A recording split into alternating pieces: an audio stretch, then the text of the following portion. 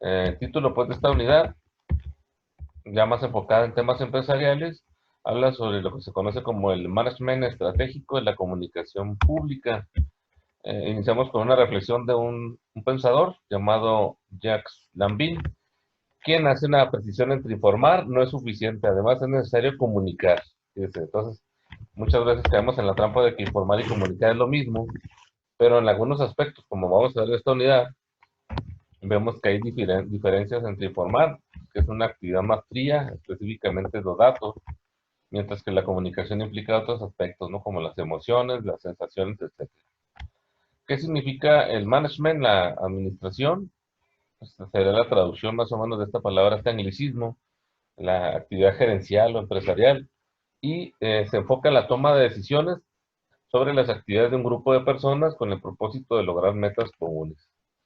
¿Qué comprende esta actividad del management? Pues comprende la planificación, hay que aprender a planificar, calendarizar actividades, luego la organización, que son cosas diferentes, ahorita vamos a ver un poco más a detalle esto, la coordinación de personas, ¿sí? Establecer actividades a cada una de ellos, pero también nos obliga a establecer mecanismos de dirección, liderazgos y mecanismos de control para que las tareas se lleven a cabo. Entonces, muchas veces pensamos que esta administración solamente siendo buen planificador es suficiente o aprendiendo a organizar a las personas con eso es suficiente, o siendo un líder, teniendo el liderazgo, el carisma, con eso se van a conseguir las cosas, ¿no? Muchos políticos creen eso precisamente, ¿no? Yo soy un gran líder, tengo mucho carisma, y con eso ya las cosas van a salir bien. No es suficiente, ¿no? Se requieren estas 5 actividades, que es lo que comprende la administración empresarial. Antecedentes históricos de estas actividades fueron básicamente dos pensadores hace poco más de 100 años. En Estados Unidos, el pensador Frederick Taylor, que vivió de 1856 a 1915, él falleció hace 105 años, escribió su libro Los principios de la administración científica, eso lo hizo en 1911, y se enfocó en estudiar en el ámbito de las empresas, en el ámbito de lo que en aquella época, hace más de 100 años, era la novedad en laboral, que eran las fábricas, las maquiladoras que hoy conocemos en México. Pues así cuando surge el concepto de la producción en serie, surge el concepto de las fábricas y algunos investigadores como Fred Taylor empezaron a analizar cuáles son las características que deben hacer productivo a un obrero, ¿no? Cómo hacerlo productivo, qué características hay que, motivación, el tema salarial, el tema de las prestaciones, el entorno laboral, todo lo que se estaba generando con este nuevo modelo de trabajo que eran las fábricas hace 100 años. Fred Taylor se enfocó en ellos, ¿no? Y luego en Europa, en Francia, un pensador llamado Henry Fayol escribió el libro Administración Industrial y Gerencial en 1916 y él se enfocó en el otro papel, ¿no? En el ámbito del gerente, el presidente de una compañía, el director de una empresa, qué características, qué cualidades, qué aptitudes debe desarrollar para tener éxito en la empresa, ¿no? Entonces estos dos trabajos se complementan y así fue como se inició el trabajo del management. Sobre el primero de los pensadores, sobre Taylor, se desarrolló una corriente de pensamiento que se denominó el Taylorismo y se hablaba en su libro, el libro que escribió él, el de la producción, administración científica, Scientific Management, y él nos habla sobre pues la manera en que la empresa debe organizar la mayor productividad, el otorgar y conceder beneficios a los empleados para que reciban sus salarios justos y además cómo la empresa debe de buscar desarrollar las capacidades naturales de sus empleados, ¿sí? Por ello, decía Taylor en el capítulo relacionado con el gerente, el manager de la empresa, si bien la mayoría de su trabajo, decíamos, lo enfocó en el lado laboral, en el obrero, en el trabajador, también su estudio habla un poco sobre cuáles son las cualidades o las responsabilidades del manager de la empresa y él le asigna 4 obligaciones, 4 responsabilidades que son preparar un estudio científico para definir y medir la cantidad de trabajo que va a encargarle a cada uno de sus obreros. Y no puede estar así improvisando, tiene que medir qué capacidad de trabajo puede, qué cantidad. Estamos en una fábrica que arma televisiones y sus obreros están ahí atornillando piezas, colocando bulbos, eh, colocando las piezas de una televisión, atornillando una pantalla, plasma, no sé, cosas así. Él tiene que, el manager, el gerente de la empresa, pues tiene que ser justo, ¿ah? No puede pedirle a un obrero que en el día tenga que terminar el armado de 1000 televisiones, ¿no? O 10.000 televisiones, no sé. Cuando la capacidad de la empresa y las herramientas que tienen los empleados no le dan para eso, ¿ah? Entonces está obligado el gerente a medir la cantidad de trabajo que le va a encargar a un obrero. Luego, la segunda obligación es seleccionar sistemáticamente las aptitudes y la formación de sus trabajadores. A los que tengan que hacer trabajo físico, pues tienen que seleccionar personas que tengan esa capacidad física, la fuerza, no sé si van a cargar cajas, si van a arrastrar algún objeto, pues bueno.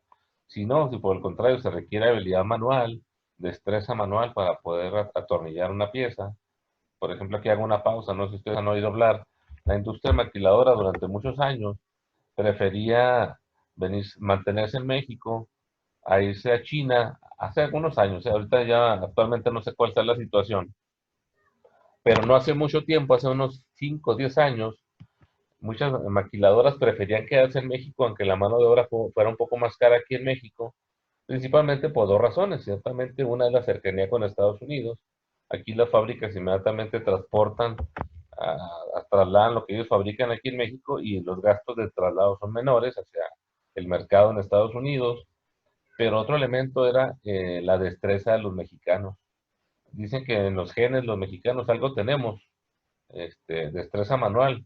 Y ya ven, si bien a lo mejor no es mi caso, no sé el de ustedes, pero en general los mexicanos somos muy diestros con las manos para generar alguna artesanía, ¿no? Nuestros hermanos tarahumaras, los rarámuris, por ejemplo, han desarrollado una destreza manual que les permite tejer estructuras como son las canastillas con hojas de palma, tan resistentes que incluso ya se hicieron acreedores a un premio. El año pasado vinieron de una empresa nacional, de la fabricante de salsas Búfalo.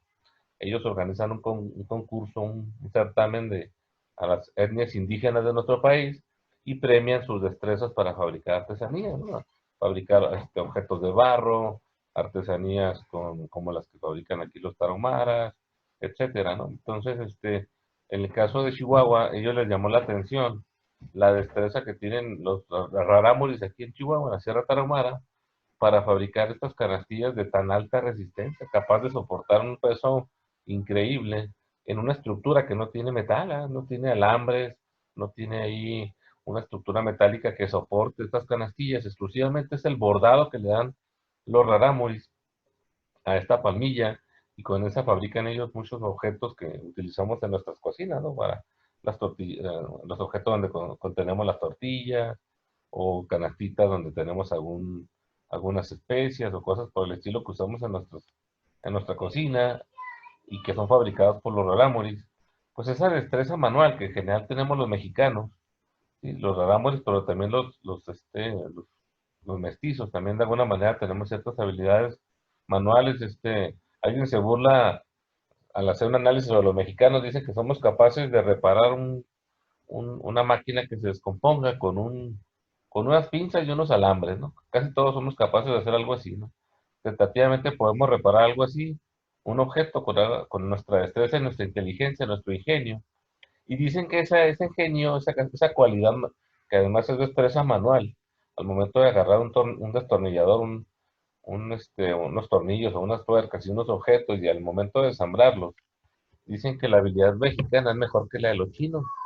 Sí, que los chinos eran muy torpes en el momento de armar en las fábricas, en las maquiladoras, los objetos que les daban en la forma de armarlos, y muchas veces los estropeaban, ¿no? Atornillaban de más ahí un objeto de plástico, un juguete o un utensilio que estaban armando en esa maquiladora, y se les va la onda y lo atornillan de más, lo rompen, lo quiebran, lo forzan, y entonces hay mucha merma en ese sentido. Y dicen que los mexicanos tenemos mejores habilidades manuales, ¿no? Entonces, a eso se refiere este asunto de la selección sistemática de las aptitudes, ¿no? Hay que seleccionar a cada uno de los trabajadores de acuerdo a sus aptitudes y se tiene que desarrollar una estrategia para hacer esta selección y formación de de estos obreros, ¿no? Luego, el tercer punto, la colaboración debe ser cordial con los trabajadores para asegurar que el trabajo se haga de acuerdo a los principios científicos. ¿A qué se refiere esta colaboración cordial? Fíjense, ya hace más de 100 años, Frederick Taylor ya empezaba a hablar sobre lo que hoy se conoce en las empresas, en las fábricas, de todos lados donde trabajamos, y que nos lo venden como una de las opciones, una de las prestaciones que ellos nos dan, ¿no? Nos ofrecen un salario atractivo superior al de la ley, y luego el segundo elemento que nos dicen es agradable ambiente de trabajo. Si se fijan ustedes en los anuncios publicitarios donde ofrecen trabajo, enumeran unas 5 características de la empresa, ¿no? Que dan un buen salario, prestaciones superiores a las de la ley, que dan bonos de puntualidad, que dan primas vacacionales, etcétera, pero casi siempre presumen también algo que tal vez deberíamos de dar por hecho, ¿no? El ambiente de trabajo no debería ser algo que debería de carecer. En todos lados debería haber un agradable ambiente de trabajo. Somos adultos, ya no debería haber problemas de mal comportamiento, ¿ah? De envidias o de peleas. Sin embargo, vemos que eso no siempre es posible, ¿ah? Y entonces, hoy en día muchas empresas presumen eso, ¿ah? Cuando tienen, si es que lo logran hacer, el ambiente de trabajo, la colaboración cordial que nos dice aquí Taylor, pues así, ese era el antecedente de lo que hoy se conoce como el agradable ambiente de trabajo. Taylor les hizo ver a las fábricas de hace 100 años que era necesario crear un ambiente de colaboración cordial. Luego, el último punto, repartir por igual el trabajo. A esto de igual por el trabajo, Taylor, la parte que está ahí a la derecha, donde está en negrita la palabra tarea, hay un especial énfasis que pone Taylor en ese sentido, porque hasta hace 100 años, en las primeras fábricas que hubo en el mundo, en Estados Unidos, todavía las instrucciones eran de manera muy informal, eran órdenes verbales, no había la formalidad de un oficio, es decir, mira, aquí está tu lista de tareas para ese día, ahí viene la lista de todas tus actividades y todas las instrucciones, ¿no?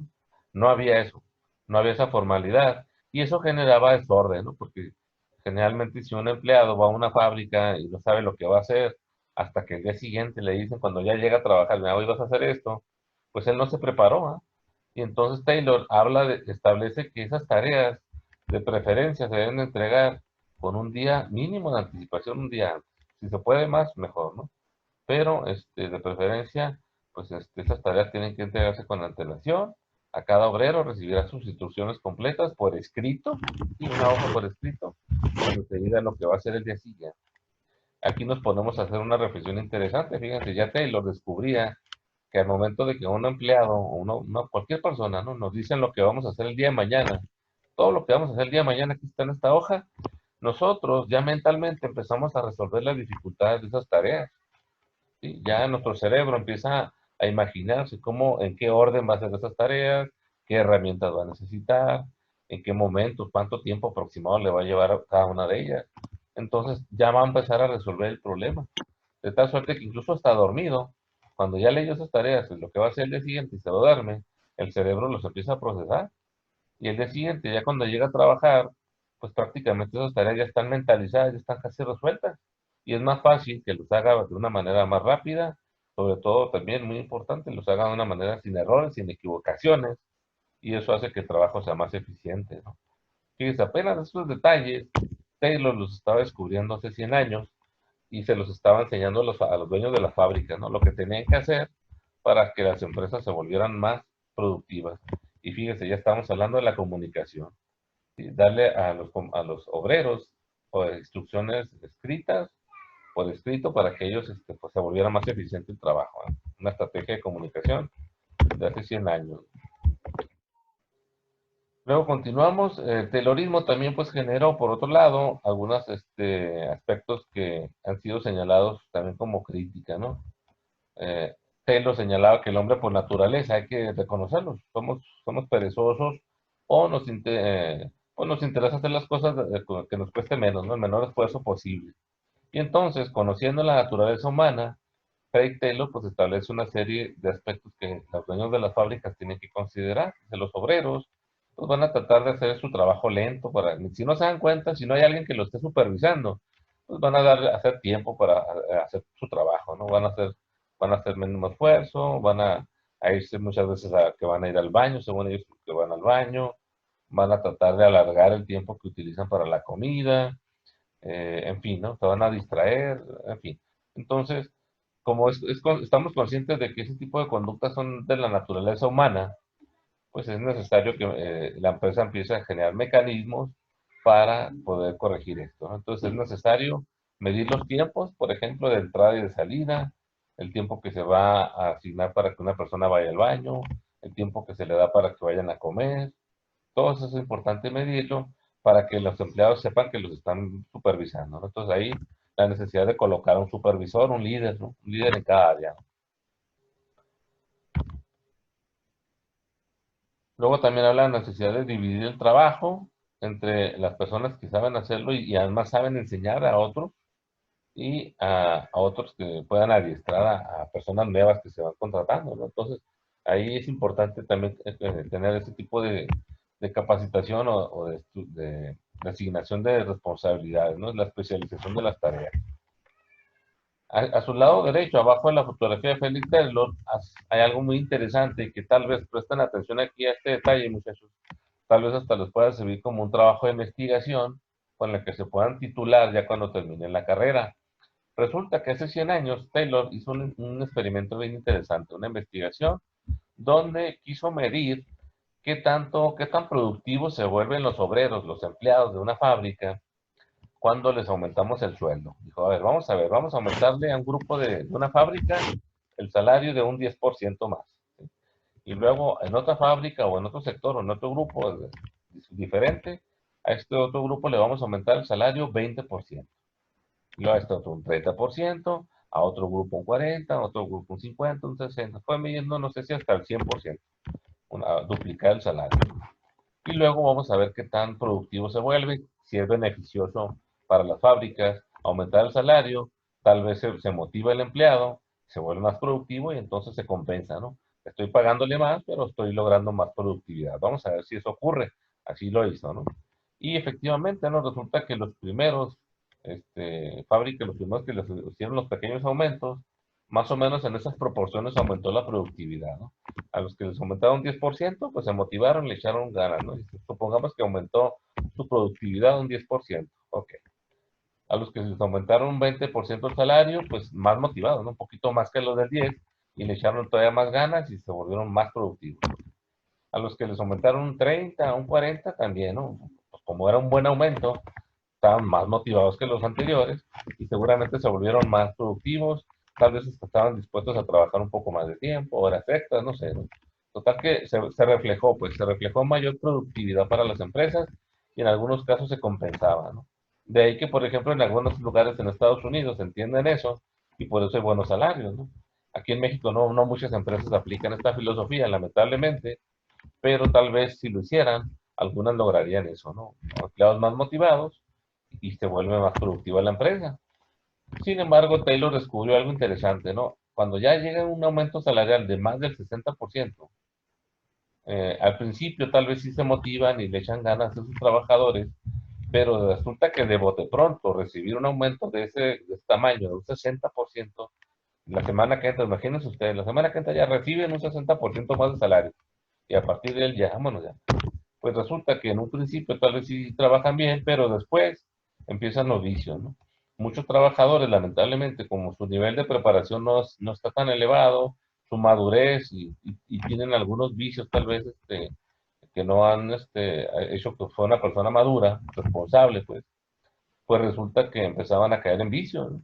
Empezaban a convertirse en alcohólicos, como ya tenían dinero extra, pues caían en enfermedades como el alcoholismo, empezaban a volverse irresponsables y empezaban a faltar los lunes. Al cabo dicen, no, pues tengo dinero extra. Si me descuentan, le trabajo el lunes, no pasa nada, ¿no? Aquí tengo dinero, ¿no? Empezaban a ir a lo mejor a trabajar en estado inconveniente y empezaban, total que se hacía contraproducente. Según la investigación de Taylor, a partir de un aumento más del 60% y así de bote pronto, en vez de ayudar a los empleados, los contaminaba, ¿no? Los hacía que cayeran en vicios y disminuía la producción. Y entonces, la conclusión que estableció Taylor con ese sentido, dijo, no, ¿saben qué? Yo recomiendo a las empresas que si quieren estimular a sus empleados con el mejor salario, lo hagan, pero que no rebase este porcentaje. Háganlo en menos de 60%. Y tal vez sí consigan mayor productividad, pero aguas, ya arriba del 60% es posible que sus empleados se echen a perder, ¿no?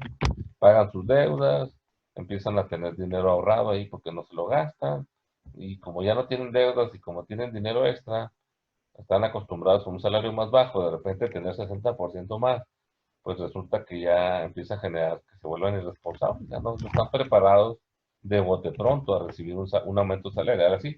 Tal vez, eso sí Taylor no lo hizo, no sé si ustedes quieran hacer una investigación en ese sentido, tal vez si el aumento hubiera sido gradual, y empezar primero un mes con el 10%, y luego al siguiente mes aumentarles al 20%, y luego al siguiente mes al 30%, no sé, gradualmente, ¿no? Que el aumento del 60% hubiese sido a lo mejor durante el año, así de manera gradual.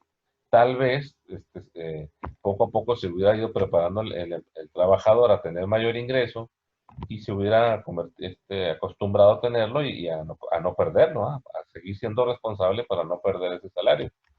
Pero de bote pronto, pues ese fue el error, tal vez, no sé, hay que ver si podemos actualizar esta investigación de Taylor y tal vez ustedes les pueda servir para hacer un estudio de mercado laboral y puedan titularse, ¿eh? Está interesante esta historia. Si no se escucha, les agradeceré que me avisen, ¿eh? Porque yo estoy hablando aquí como melolico, dicen, y después ustedes no reciben la información que yo espero. Luego, el No Taylor, se escucha, profe. sí, todo bien, gracias. Sí, está bien. Luego el Profe, Taylor, el examen de hoy va a ser igual que el del jueves, ¿no, Aaron? sí, va a ser parecido, ajá. O sea, la Ok, misma plataforma va a durar el mismo tiempo y va a ser sobre lo que vimos en las unidades 3 y 4. Aquí está el repaso. ok, sale, profe. Luego a Taylor, pues hubo críticas, ¿no? Sobre su trabajo porque decían que como estaba volviendo más eficientes a las empresas con menos obreros, generó que algunas empresas tuvieran que despedir, ¿no? ¿Saben qué? Pues empezaron a despedir a personas que no eran necesarias y lógicamente eso no le gustó a los sindicatos, hubo manifestaciones en contra de sus propuestas y pues lo acusaron de que además nada más estaba pensando en el incentivo económico, ¿no? Que no se estaba fijando en las necesidades sentimentales, emocionales de los trabajadores.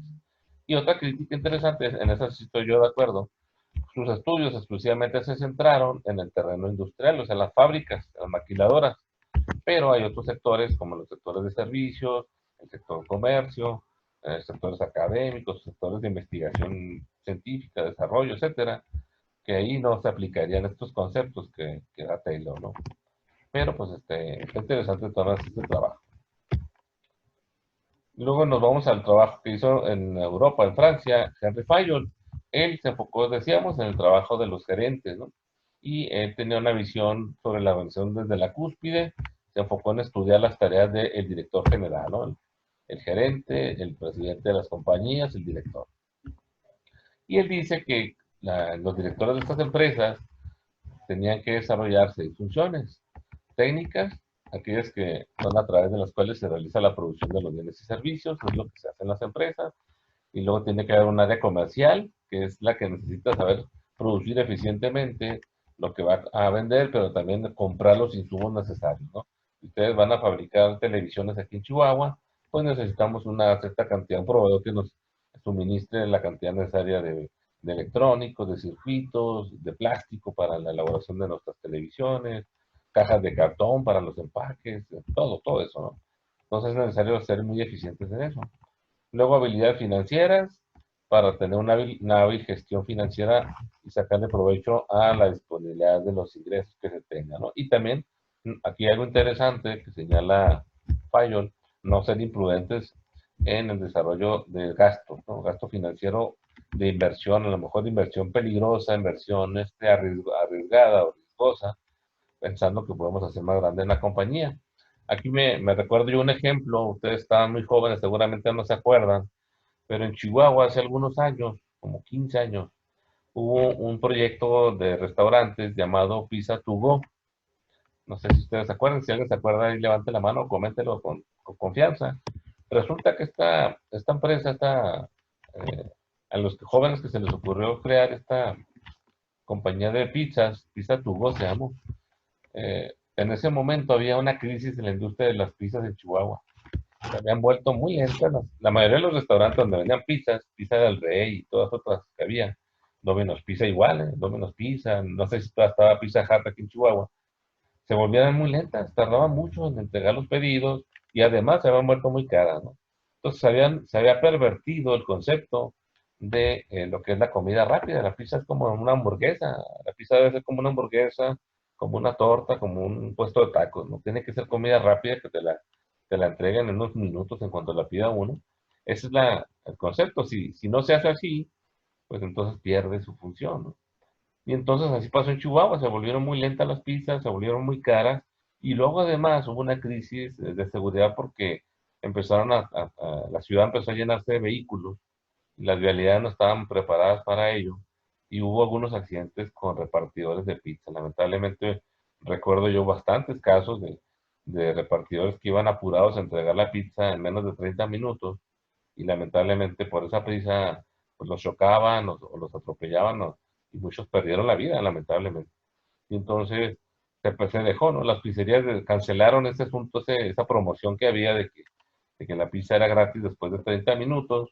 Ya las pizzas ya no te las entregaban en ese tiempo, y como ya no había la promoción, pues las pizzas los pizzeros, ¿no? Las empresas se volvieron más lentas, se confiaron, desde mi punto de vista, empezaron a maltratar a sus clientes, a los consumidores, y total que el negocio de las pizzerías se ha vuelto un desastre, la verdad. Caras, lentas, y ya ni siquiera de buena calidad, ¿no? Entonces, estos empresarios jóvenes que se les ocurre, dicen, no, pues nosotros vamos a recuperar el espíritu de la velocidad. Vamos a hacer una pizza que sea bien rápida, en un minuto la van a tener ahí. Y es el concepto que sigue usando hoy en día la Líder Pizza, ¿no? Con pequeños hornos, así que nos vemos nosotros desde el aparador, fabricando pizzas constantemente, de tal suerte que llega uno y la pide y prácticamente pues ya está lista, ¿no? Ahí no la empacan y nos la entregan en 2 minutos o 3. Y generalmente la, la pizza que es normal, ¿no? La especialidad pues así tarda un poco más, pero la promoción, la más económica, la que más se les vende, pues esa prácticamente ya está hecha, y nos la entregan en un minuto, ¿no? Entonces ellos lo hicieron así, compraron unos pequeños hornos, recuperaron el concepto de la velocidad, y además a muy buen precio. En ese entonces valía 39.90, ni 40 pesos valía una pizza, y era muy rápida. Entonces cuando empiezan a abrir este negocio, un local primero, todo el mundo empezamos a hablar, no, mira, esta pizza tuvo, ¿no? Todos fuimos a probarla, y todos nos gustó que fue rápida y que fue barata. No era muy buena pizza, la verdad, el sabor no era bueno, pero al menos ya no perdíamos tiempo, y no era costoso, ¿no?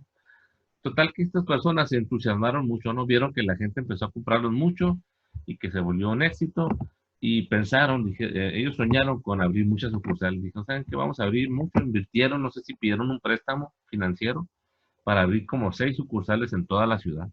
Pensaron que ya se iban a adueñar de la ciudad, que iban a desplazar a Pizza del Rey, a la Domino's Pizza Internacional. Dijeron, no, ustedes nos hacen los mandados. Total que invirtieron mucho en dinero en 6 sucursales, pero no esperaban que algo ocurriera, ¿no? ¿Qué pasó? Los chihuahuenses dejamos de comprarles la pizza. Sí era muy rápida, sí era muy económica, pero el sabor, llegó un momento en el que dijimos, no, pues ya, yo me merezco algo más. No nos gustó las calidades de la harina, del queso, no sé, de las salsas, y la dejamos de comprar los chihuahuenses. Y ellos no se lo esperaban, por supuesto. Ellos pensaron que ya cuando empezamos a comprarles muchas pizzas, ellos pensaron que iban a mantenerse ahí.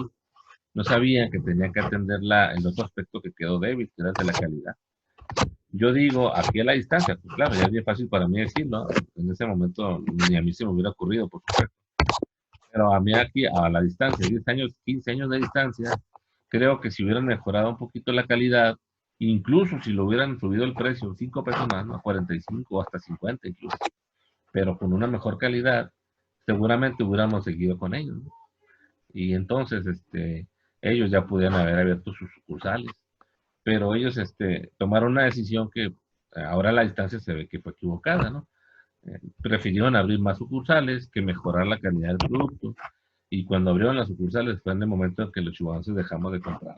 Se quedó colgado, y pues la deuda, ¿no? Una deuda financiera, una inversión imprudente de capital, que es la que nos advierte aquí Fallo, una inversión imprudente financiera, y los dejó colgados con esos sucursales y lo que han comprado, ¿no? Perdieron la oportunidad de mantenerse en el mercado, tal vez hubieran crecido más, pero bueno, pues quién iba a saber, ¿no? Ellos también era difícil adivinar cuánto tiempo iba a ser necesario mejorar la calidad. Ellos pensaron que iban a poderlo hacer más adelante y fue un error, ¿no? Luego las empresas tienen que invertir en seguridad para proteger a las personas, los bienes, los secretos, ¿ah? Los secretos de cada empresa. La Coca-Cola mantiene el secreto de su fórmula, de su bebida gaseosa, ¿no? El Kentucky Fried Chicken, según eso, tiene su receta secreta para freír el pollo, ¿no? Entonces, cada empresa tiene información importante que debe protegerse y además la vida de las personas, las instalaciones es responsabilidad de las empresas. Actividades contables relacionadas con los inventarios, los registros, los balances, los costos, todos los días. Empresas grandes, imagínense una empresa que tiene 1000 empleados, pues tiene que estar cada semana viendo quiénes van a irse de vacaciones, a quién le toca irse de vacaciones, a quién le toca un aumento salarial porque está generando más antigüedad, los ajustes, todo eso, ¿no? Los pagos de créditos de Infonavit, que un empleado contrató un crédito de Infonavit o Fonacot, y entonces tiene que hacer los descuentos, descontarle eso de su salario, etcétera. Entonces, es un área muy complicada y requiere un equipo contable muy robusto. Y todo esto en las actividades administrativas que coordinan y sincronizan todas estas actividades. Pues entonces, si se fijan ustedes, si queremos ser empresarios, pues no es tan fácil, ¿eh? No es nada más tener el liderazgo, no es nada más tener la creatividad. Es mucho trabajo de planeación, de mecanismos de control, de organización, de planificación. Todo esto que acabamos de decir, ¿no? Planificar, organizar, dirigir, coordinar y controlar. Eso es lo que definió Henry Fayol.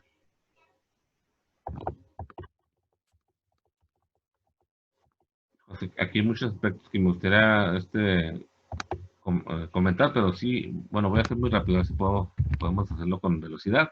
Un error que cometen todavía muchos días, hoy en día, ustedes, tal vez alguno de sus clientes que tengan en el futuro van a encontrarse con ese detalle. Empresas familiares que están despegando, todavía son medianas empresas, pero tienen un error. Todo el mundo son jefes. El dueño, el señor que hizo la empresa o la señora, son jefes y dan órdenes y a veces dan contraórdenes a los empleados. Y peor aún, si tienen ya algún hijo que es mayor de edad o que ya está trabajando en la empresa, pues va a ser el heredero tal vez, y él también es jefe. Y entonces resulta que un empleado que trabaja en estas empresas familiares, pues tiene que obedecer a los tres, al patrón, a la patrona y al hijo de los dos, al hijo de los patrones.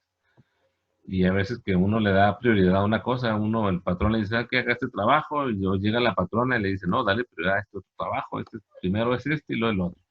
Y luego llega el hijo de los patrones y no, este es el bueno. Y a los de mis papás darles después. ¿Y a quién le vamos a hacer caso, no?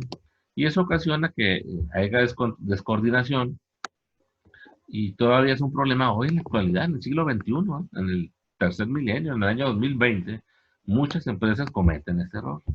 Entonces es importante tener una unidad de mando, ¿no? Cada empleado tiene que responder a un solo jefe.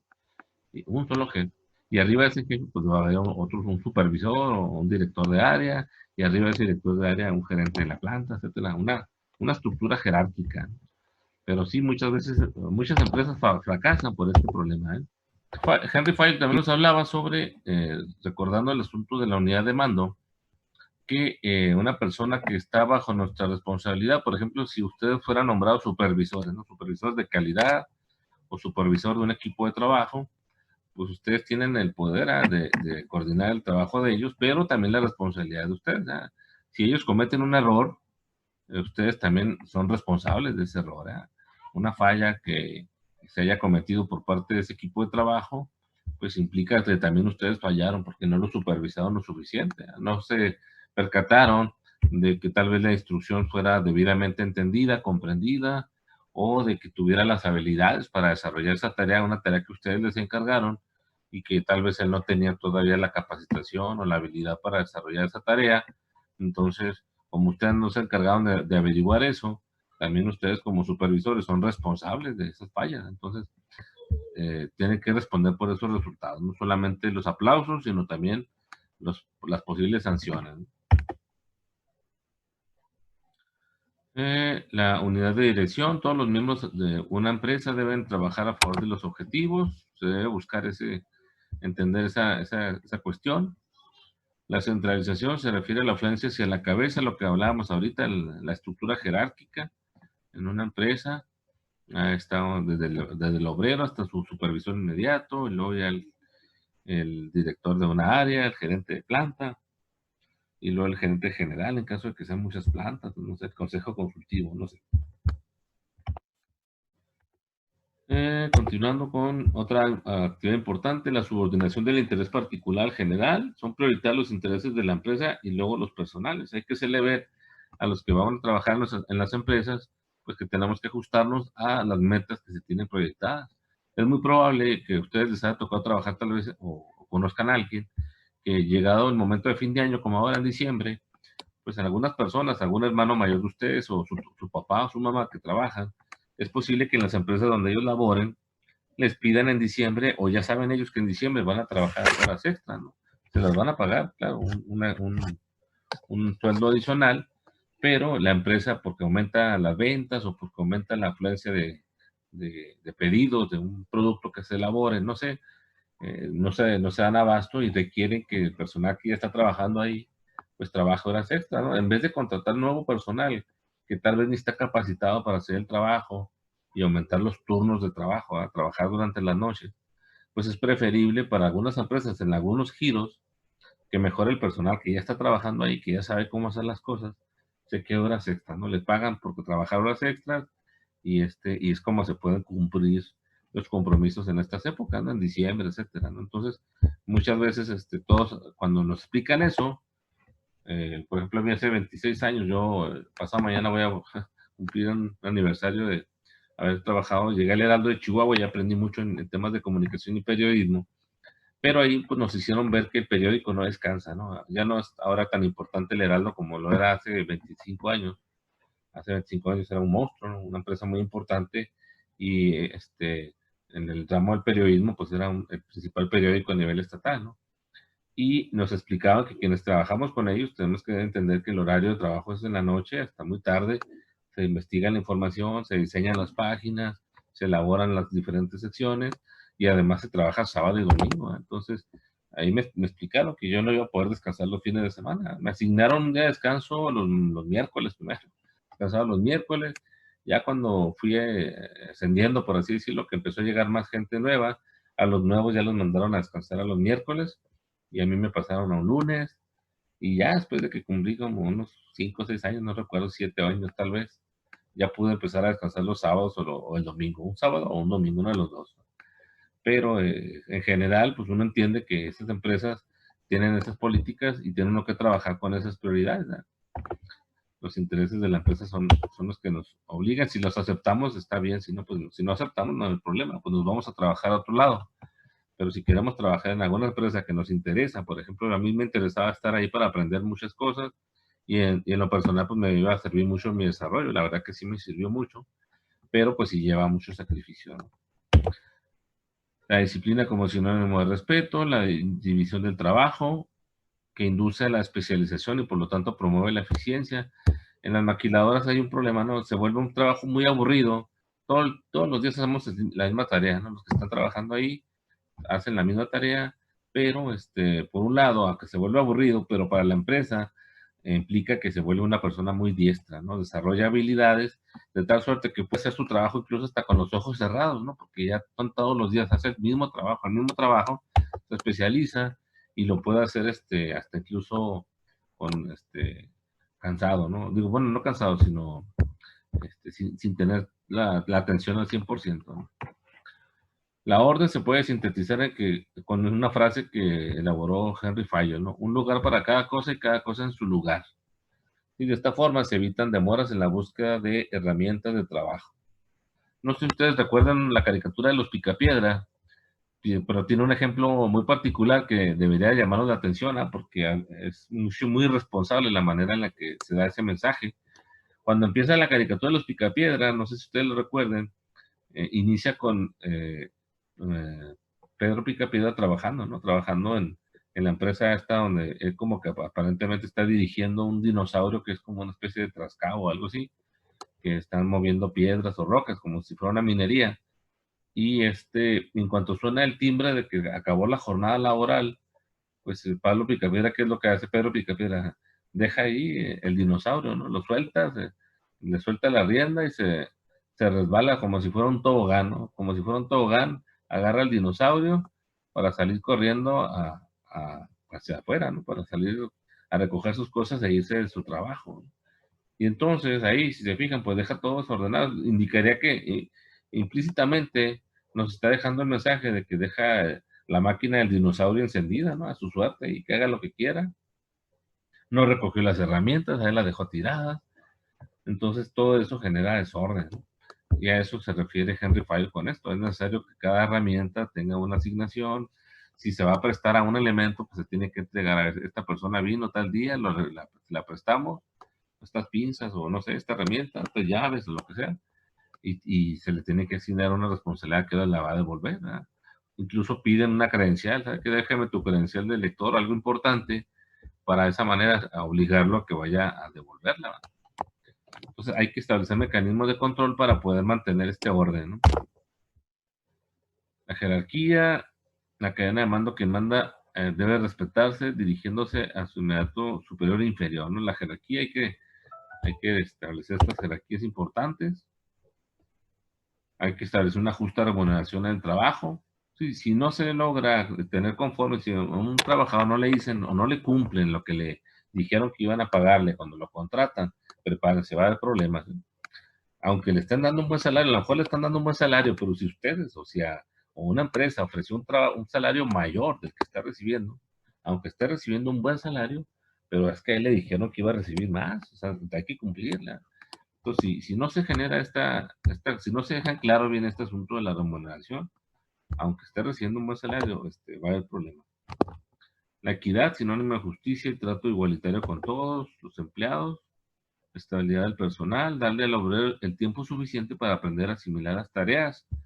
En la ley del trabajo en México, hasta lo que hagan algunos cambios, el primer semestre es generalmente el de preparación, ¿no?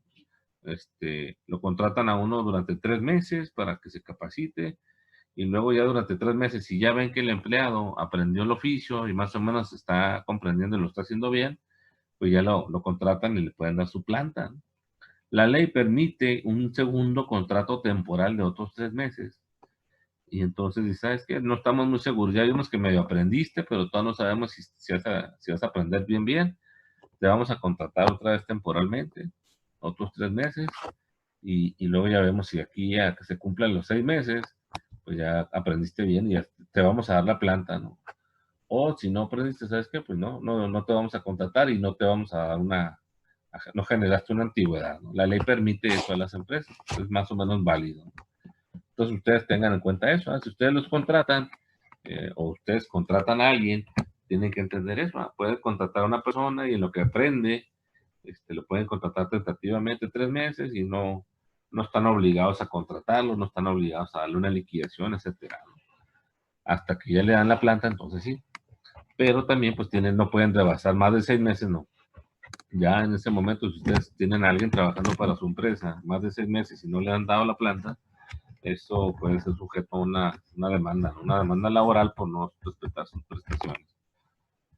Iniciativa, las empresas hoy en día, antes no lo hacían, hace 100 años no lo hacían, pero se supone que buscan estimular la creatividad y valoran los aportes que hagan los empleados, ¿no? Entonces, ha habido casos de algunos empleados que han tenido buenas ideas y que entonces en la empresa crecen. Alguien que tal vez era el de limpieza o un obrero de una categoría pues, baja, resulta que tiene buenas ideas, las sabe comunicar y esas iniciativas son premiadas en algunas empresas. En México, tristemente, no siempre se aplica esto, ¿no? Pero en Estados Unidos sí era algo que empezó a aplicarse gracias al trabajo de Henry Fayol y pues el trabajo en equipo, ¿no? Se refiere a generar estos vínculos para un agradable ambiente de armonía laboral. A Fayol también se le generaba muchas críticas, ¿no?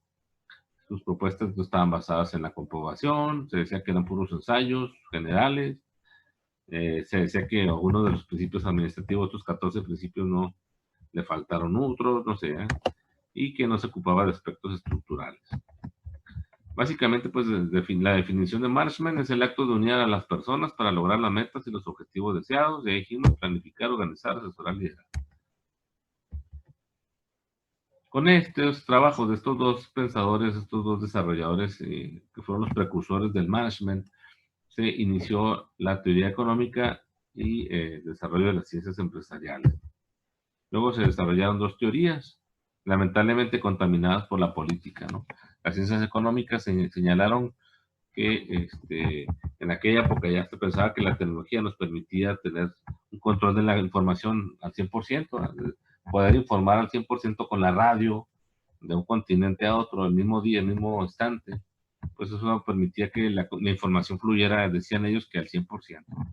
Y se desarrolló esta teoría de la comunicación imperfecta, que la comunicación imperfecta, ¿no?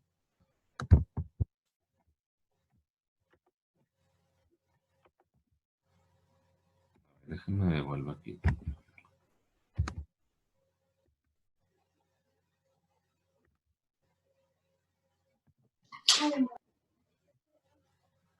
Entonces, el primer dilema que se desarrolló al desarrollarse las ciencias económicas es la distinción entre información y comunicación. Y ahí se señalaba que la información la conforman todos aquellos datos que las empresas necesitan para la toma de decisiones y la asignación de los recursos y el establecimiento de los mecanismos de control. Mientras que la comunicación se refiere a lo que es la interacción simbólica, la generación de valores y la cultura de la configuración de imágenes, la transformación social. Son aspectos distintos, ¿no?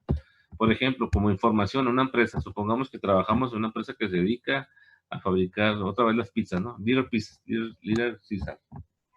Entonces estamos en una sucursal de Little Caesar y estamos a cargo de esa sucursal. Imagínense ustedes trabajando ahí como gerentes de esa sucursal. ¿Qué información necesitan ustedes? Pues necesitan ir consiguiendo la información sobre la cantidad de pizzas que venden cada día, ¿no? ¿Cuántas pizzas se venden los lunes? ¿Cuántas pizzas se venden los martes? ¿Cuántas los miércoles? ¿Cuántos los sábados? ¿Cuántos los domingos?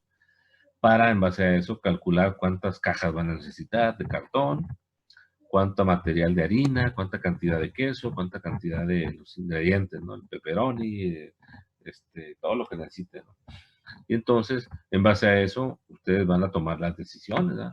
Ustedes van a hacer los pedidos, ¿saben qué? Pues necesito que los lunes me traigan, no sé, 100 cajas, porque los lunes se venden muy pocas. Pero resulta que los jueves, los viernes y los sábados y los domingos se venden más. Entonces, necesito 500 cajas, no sé, más cajas, ¿no? 500, 300 cajas tal vez, o 1000 cajas, ¿no? Entonces, esos son los datos que ustedes necesitan. Luego también necesitan, por ejemplo, el tema de si van a tener un servicio a domicilio, ahora con el asunto del coronavirus, pues necesitan saber qué cantidad de pizzas pueden aceptar. Si en una hora les están pidiendo 100 pizzas, pues a lo mejor un solo repartidor, y ustedes nomás tienen una motocicleta, un solo repartidor no va a poderles entregar hasta 3 horas, no sé cuánto, ¿eh? O más. Entonces ahí van a quedar mal con los clientes y entonces necesitan aclarar ese punto. ¿Sabes qué? Ahorita no estoy tomando tantos pedidos para entrega porque nada más tenemos un repartidor, o aunque tuvieran 2 o 3 repartidores, pero 100, 200 piezas es mucho, ¿eh? Tal vez tampoco pudieran. Entonces hay que tomar decisiones diferentes. Tal vez puedan acordar con el cliente que pase a recogerla, ¿eh? Ya está lista, en cuanto usted pase ya va a estar, no va a perder ni un minuto. Cosas así que permitan tomar decisiones. La comunicación se refiere a lo que es la interacción simbólica, que es, por ejemplo, la publicidad de la marca, qué rotulado van a tener las cajas esas de las pizzas, que puedan ser más agradables para nuestros clientes, ¿no? Qué colores debemos usar. A lo mejor, si se fijan ustedes, las pizzas, los empaques no son tan sofisticados, es papel cartón, casi papel revolución prácticamente, porque no han intentado con un empaque más sofisticado, porque al mismo tiempo que lo encarece, tal vez no es tan higiénico, tal vez es más antihigiénico ese tipo de papel celofán o papel plástico o una etiqueta metalizada, que en vez de generar mayor confianza al cliente, le genera pues desconfianza, ¿no? O le afecta la calidad del producto, ¿no? Entonces esos aspectos son los que se busca comunicar con el empaque, la forma que tiene el empaque, los valores, por ejemplo, de estas empresas, ¿cuál es el valor que nos venden? La velocidad. Dice, si tú vienes a comprarme aquí, yo te voy a atender en un minuto, ¿no? En 2 minutos vas a estar ya atendido y ese es nuestro compromiso, ¿no? En fin, todos esos aspectos, ¿no? A eso se refiere la comunicación.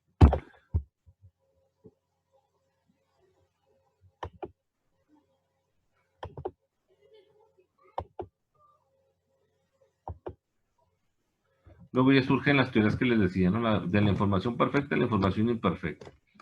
En aquella época, hace 100 años, la humanidad llegó a pues muy parecido a lo que tenemos hoy en día, ¿no? Una sociedad muy ensoberbecida, pensaba que había llegado al pináculo de la civilización, pensaba que ya teníamos todo controlado, habíamos inventado la fábrica, la maquiladora, la producción en serie, se había abaratado la ropa, la fabricación de ropa, inventamos el automóvil, ya no andábamos ahí montados en un caballo, ¿no? Ya andábamos en un vehículo, las motocicletas, los aviones, habíamos volado, conquistado el espacio aéreo. Entonces empezábamos a tener ese tipo de tecnologías hace 100 años y el ser humano empezó a creerse que ya habíamos llegado al pináculo de la civilización, y en el tema de la información llegó a pensar que ya teníamos la tecnología perfecta. Entonces dijo, no, los 4 principios de la teoría perfecta de la información son los siguientes. Los productos, al fabricarlos ya en serie, o sea, ya no estamos fabricando de manera manual, ya tenemos máquinas que fabrican todo en serie. Entonces, los productos ya no son diferentes, son indiferenciados, a eso se refiere el primer postulado, ¿no? Entonces, ¿qué significa eso? Supongamos que, por ejemplo, fabricamos cereales, ¿sí? Cereales. Entonces, ya se fijan ahora, los cereales de la marca Kellogg's, los cereales de la marca Nestlé, hasta los cereales de la marca mexicana Maizoro, y lo que son las hojuelas de maíz, las normales, ¿eh? O hasta las azucaradas, las azucaritas del tigre Toño, pues se supone que deberían ser iguales. Esa es la primera teoría. Como se fabrican igual, estamos tostando una hojuela de maíz y luego la estamos impregnando de azúcar, azucarada. Entonces, si usamos el mismo maíz, usamos el mismo azúcar para endulzarla, y el proceso de elaboración es el mismo, el horno a tal temperatura, en teoría, las 3 fábricas de Maizoro, de Kellogg's y de Nestlé deberían saber igual. Ese cereal debería saber igual, el de Tigre Toño, las sabritas, las azucaritas, deberían saber igual. Esa es la conclusión que llegaron hace 100 años. ¿Por qué? Porque las fabricamos igual. Luego, la atomicidad de la oferta. ¿Qué significa eso? Pues los fabricantes están contabilizados, ¿no? Y, o sea, sabemos cuánto es la oferta qué cantidad de cereal podemos fabricar en un día. La demanda también sabemos cuál es la cantidad de cajas de cereal que se venden en un día. O sea, se empieza a contabilizar y dice, bueno, esta es la demanda en esta ciudad de Chihuahua, donde hay casi 1 millón de habitantes. Esta es la cantidad de cereales que se venden todos los días o cada semana, no sé. Y luego, lo que ellos decían, la información llega inmediatamente, ¿no? Cuando avisamos por la radio, en la televisión, bueno, la televisión todavía no existía, ¿no? Pero bueno, la radio, los periódicos, la gente ya está enterada de que aquí ya tenemos, para ellos, su cereal, ¿no? Lo que ellos quieren comprar, su cereal. Esa era la teoría perfecta. Entonces decía, todo está perfectamente calculado, decía el Chapulín Colorado, ¿no? Tenemos calculada la oferta, la cantidad de producto que podemos ofrecer, la cantidad de compradores que existen. Tenemos que los productos ya los fabricamos de un mismo proceso, el proceso es el mismo, entonces no hay diferencia entre la calidad de los productos, y la información la estamos enviando de manera inmediata. Entonces todo es perfecto. Así, esa fue la teoría, ¿no? Pero como en la Matrix, la película Matrix, ahora que la están pasando otra vez en Netflix, pues resulta que no, ¿eh? Resulta que esa suposición cayó en muchos errores, ¿no? Primero, la cantidad de información que recibimos nosotros, aunque fuera electrónicamente, ¿no? No es la misma, ¿no? Lo vemos incluso hoy en día, ¿no? Ya después de que se desarrolló la televisión, se desarrolló el internet, las computadoras, aún así nosotros en nuestros celulares recibimos constantemente información, pero no todos recibimos toda la información, ni siquiera recibimos la misma información. Y uno recibe unos memes de algo que sí puede ser la tendencia del día, ¿no? Pero no todos lo recibimos, unos recibimos otros videos diferentes, otra información distinta, versiones distintas, ¿no? ¿Qué pasa en Estados Unidos incluso? Hay gente que piensa que sí hubo un fraude, ¿no? Sabemos, yo en un principio también lo llegué a pensar, todavía tengo mis dudas, de que hubo un fraude y que entonces Donald Trump fue quien ganó las elecciones, ¿no? Y hay otros que dicen que no, pues que sí ganó John Biden, ¿no? Entonces, ni siquiera hoy en día, con toda la tecnología, queda muy claro quién ganó las elecciones en Estados Unidos. No sabemos qué va a pasar el 20 de enero, ¿eh? Si va a tomar protesta John Biden o Donald Trump, o qué está pasando, ¿eh? Y entonces, ¿qué ¿Qué está ocurriendo? Pues como la información no llega a todos de manera inmediata y ni siquiera a todos nos llega la misma información, pues de ahí ya partimos mal, ¿no? Resulta que no todos estamos enterados de lo que está produciendo, no todos nos enteramos de los avisos que da el gobierno, de los avisos que dan las empresas, ¿no? No todos nos enteramos, ¿no? No todos oímos la radio al mismo tiempo o el mismo programa. Entonces no es suficiente con tener la tecnología para decir, aquí ya transmitimos la información y ya todos saben, ¿no? Luego, el tema del producto. Por alguna razón, y ya lo constatamos, diferentes fábricas, aunque hagan el mismo proceso, no saben los productos igual, ¿eh? No sabe igual el cereal de Kellogg's que el de Nestlé o que el de Maizoro, ¿eh? El café, la marca Nescafé, no sabe igual a otras marcas de café como puede ser el Café Combate de Chihuahua o la empresa Folgers de Estados Unidos o el Café Dolca o otros fabricantes, ¿eh? A pesar de que el proceso se supone que es el mismo, es café tostado, el grano tostado y molido, o sea, ¿qué chiste debería haber ahí?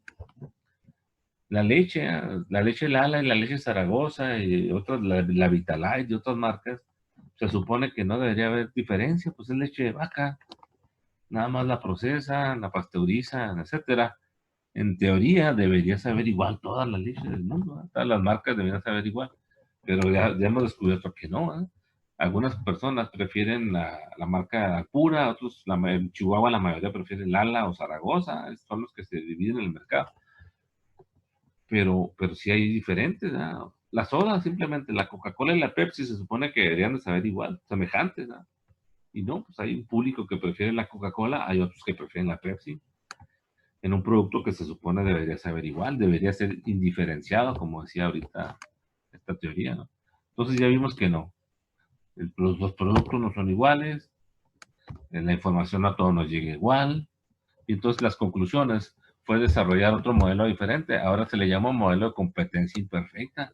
Pues sí, resulta que no todo es perfecto, resulta que hay muchas cosas que no se pueden controlar, los productos no son iguales aunque se fabriquen con el mismo proceso, los ofertantes pueden distinguirse unos de otros, a los competidores, a los que fabrican los productos.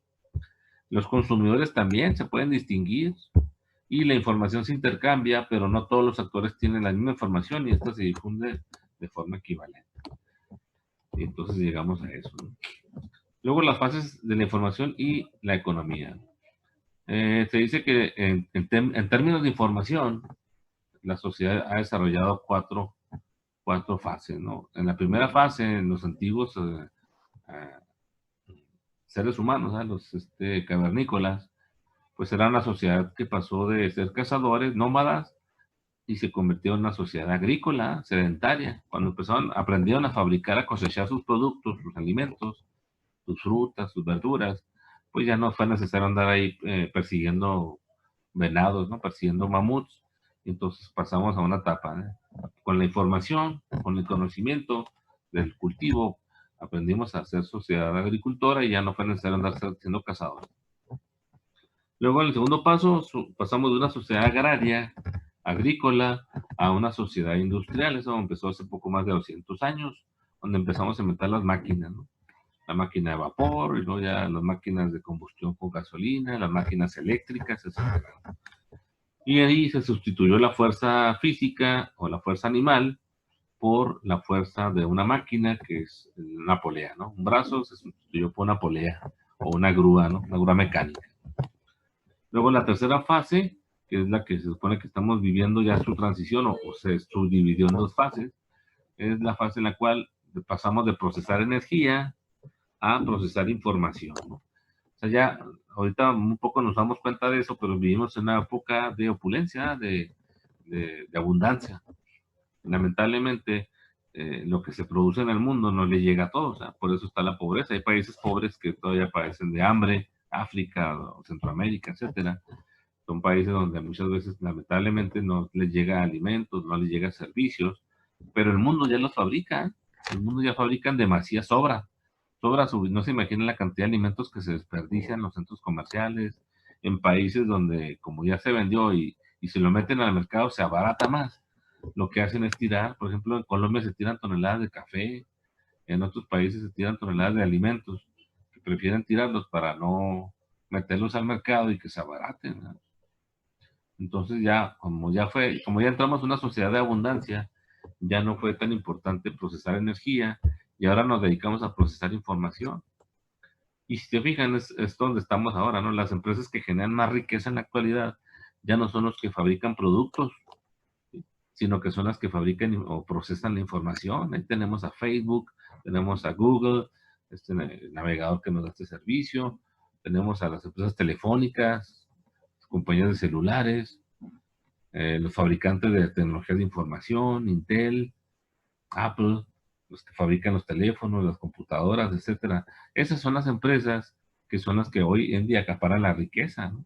¿Por qué? Porque ya el fabricar las cosas ya se volvió tan sencillo, relativamente sencillo, que ya vivimos en un mundo de abundancia, de tal suerte que ya no es un problema, ¿no? Ya no es un problema lo que vamos a necesitar para alimentarnos, para vestirnos, sino la información. Eso es lo que, ahí está el negocio, pues. Y es donde estamos nosotros, la era de la información. Y luego el paso de procesar información hasta que estamos. Las funciones de la información, pues se dice que la información en las empresas nos ayudan para hacer dos cosas. Actuar, que es procesar la energía, y decidir, que es procesar información. Esto llevó a los economistas a formular su concepto sobre la decisión y la información, basada en el tema de la información. Se señala pues que la decisión se considera como el proceso de transformar la información en una acción. Si ustedes ya tienen el dato, por ejemplo, en diciembre viene más venta de televisiones, o se van a vender más karaokes, porque la gente está encerrada, más de lo normal, pues. O se van a vender más bocinas, o se van a vender, no sé, a lo mejor vuelven a comprarse Blu-rays otra vez, o la gente quiere tener guardadas películas, o no sé, videocámaras tal vez, no sé. Si esa información llega, pues entonces los fabricantes de estos productos tienen que tomar la decisión de qué van a hacer, a cuánto van a aumentar su producción, si van a abrir otra planta tal vez, o contratar más personal. Esa información es la que les ayuda a tomar la decisión. Y en ese entonces, en ese entorno, la información, su función es reducir la incertidumbre del entorno y orientar la toma de las decisiones. Para eso sirve. Esto motivó que se fueran desarrollando lo que se conoce como los sistemas de información. ¿Sí? Estos sistemas de información nos ayudaban a tomar decisiones, establecer mecanismos de control estratégico y también la puesta en práctica de decisiones adoptadas. Fíjense, un sistema de información muy interesante. Hoy en día, por ejemplo, a los clientes también se les pide que nos dejen sus opiniones, ¿no? Creamos, algunas empresas generan lo que es el buzón de sugerencias. Cuando llega la tecnología de Internet, se generaron buzones digitales, ¿no? La gente puede enviarnos, pedimos pues que nos den sus opiniones, sus comentarios a nuestra página de Facebook, o que nos escriban a nuestros correos electrónicos, o que visiten nuestra página, y ahí les generamos opciones donde puedan ellos registrar sus comentarios, sus dudas, sugerencias, etcétera. Entonces hemos generado una gran cantidad de información, de tal suerte que incluso demasiada información se genera en la actualidad que no se ha procesado. Tanta información recabamos en todas las empresas, con opiniones, con comentarios, en redes sociales, etcétera, que no toda es procesada y se convierte en basura informativa. El 90% de esa información que se recaba se vuelve basura informativa. ¿Por qué? Porque no hay alguien que la esté procesando. Pocas empresas le dedican tiempo pues a poner a alguien o a un equipo de trabajo que procese esa información que tal vez pudiera ayudarles a resolver muchos problemas. Se han quedado estancados. Ahí es un área de oportunidad para ustedes, ojo, futuros estrategas de comunicación. ¿Cómo ayudamos a que las empresas procesen y atiendan debidamente toda esta información que ellos recaban? Todo el mundo recaba información, todas las empresas, pero no la procesan. No sirve de nada. Ponía de ejemplo que un sistema de información sencillo que se inventó hace unos años fue, por ejemplo, una promoción en algunos lugares. No sé si ustedes han ido a algún lugar donde venden comida y les dicen que si no les dan el ticket, por ejemplo, si es una tienda de comida, una hamburguesa o no sé, si no les dan el ticket, su comida, su hamburguesa va a ser gratis. Y uno a veces no entiende pues, por qué está esa promoción, a quién va dirigida ese mensaje.